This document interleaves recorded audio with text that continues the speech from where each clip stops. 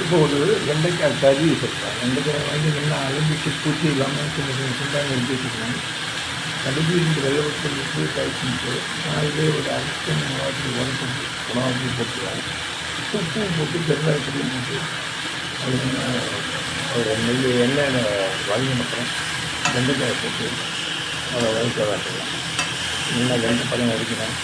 இல்லைனா வெண்டைக்காய் குழம்பு இருக்கலாம். அது அடிக்கடி போட்டுக்கலாம். வெண்டைக்காய் வடிக்கிறதாக்க மூளைக்கு நல்லதுன்னு சொல்லுவாள். அதை ஒன்று பண்ணி காமிக்கலாம். ரொம்ப டேஸ்டியாக இருக்கும். இப்போ வெண்டைக்காய் நல்லா வெந்துச்சு.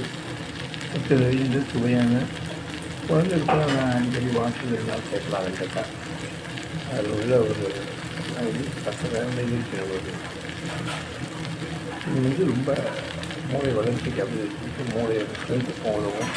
நீங்களும் பண்ணி பாருங்கள். எல்லாத்துக்கும் தெரிஞ்ச ஒன்று தான். தேங்க்யூ. வெண்டைக்காய் சுவையான வெண்டைக்காய் தேங்க்யூ.